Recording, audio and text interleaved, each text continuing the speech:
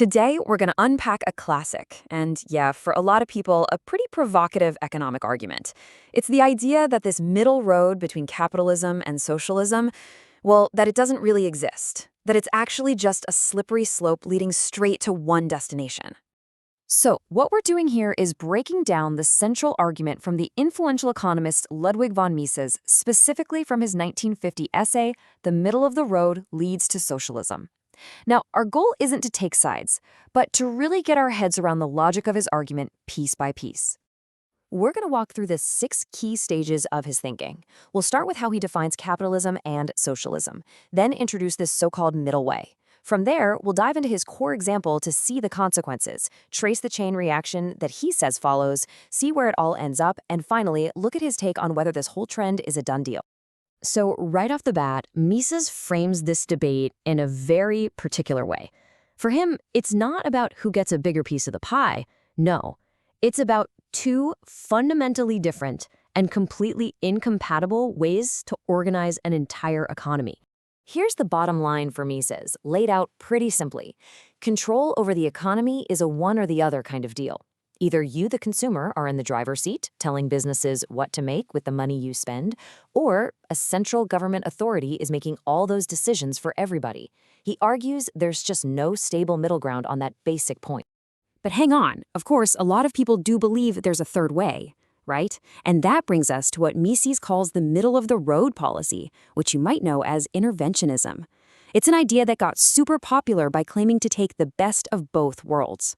So the crucial thing to get here is that interventionism doesn't get rid of private property or markets, not at all. Instead, it tries to fix or improve capitalism by having the government step in to regulate, to guide, and to put limits on what businesses can do, all in the name of creating better, fairer outcomes. And Mises himself puts it really bluntly here. He's saying, look, this is not some happy compromise. He argues that interventionism is its own separate system with its own internal logic, and, as we're about to see, its own predictable consequences. Okay, so if this is a path, how does the journey even begin? Mises uses a fantastic example to show how this whole thing works in the real world, and he focuses on one of the most common forms of intervention, price controls. He asks this super simple, totally relatable question. I mean, we hear debates like this all the time about things like rent control or setting a minimum wage. So let's play this out. Let's say a government decides the price of milk is just too high, and it wants to make sure everyone can afford it. So it passes a law, a price ceiling, that says it's now illegal to sell milk for more than a certain price. So what happens next? Well, according to Mises, the result is the complete opposite of what the government wanted. So first, the price gets locked in below where the market would naturally put it. This means the dairy farmers who are already operating on thin margins, the marginal producers, are now actually losing money on every single carton they sell. So what do? They stop selling milk and switch to something that'll make them money, like cheese or beef. And the result? Boom, a milk shortage.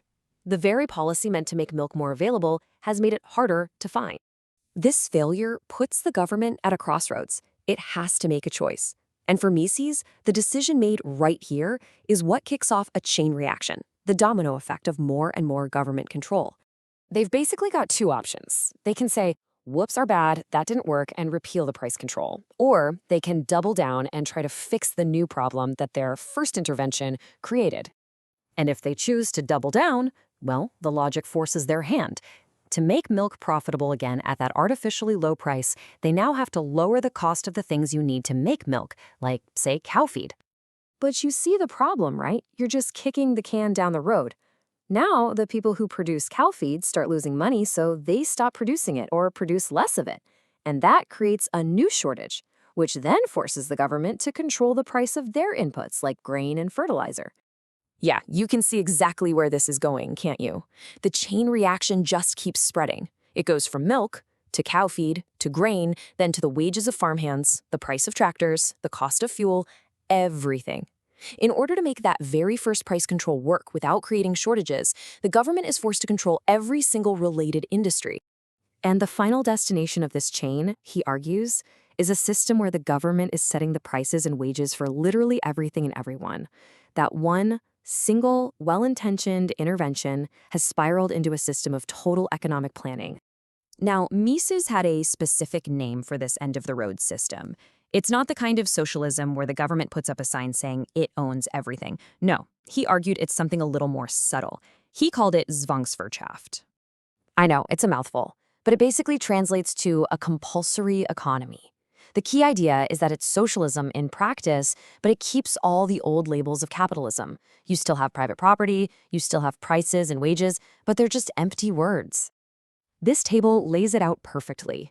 On the surface, you still have private property, but in reality, the government tells you exactly what you can and can't do with it. You have prices, but they're set by a planning board, not by what people want to buy. And maybe most importantly, consumer choice gets thrown out the window and replaced by a central plan from the government. And Mises was quick to point out that this wasn't just a theory for him. He pointed to what he saw as real-world examples: the Hindenburg Plan in World War I Germany, the economy of Nazi Germany, and the post-war Britain of his own time. For him, these were all clear cases of this Zwangswirtschaft system, born from the few interventions that just kept spiraling. So this brings us to the big final question at the heart of his argument. Once you step onto this path of interventionism, is that slide into full-blown socialism just inevitable? And here's where Mises makes a really fascinating, kind of ironic point. He says that the interventionists, who often see themselves as fighting against communism, are actually using the exact playbook of the young Karl Marx from the Communist Manifesto, the one who called for a gradual takeover of the economy through these despotic inroads. They aren't following the later Marx, who thought capitalism had to just collapse on its own. But, and this is a really big but, Mises's conclusion is not one of doom and gloom. He flat out rejects the idea that this is some unstoppable wave of the future. He absolutely believed the trend could be reversed. And he ends on this note: what's needed to stop this progression isn't just fighting individual policies. It's a fundamental shift in the public's ideas about what the government's role in the economy should even be. And that leaves us with a pretty powerful question to think about. In our world today, what would a thorough change in ideologies actually look like?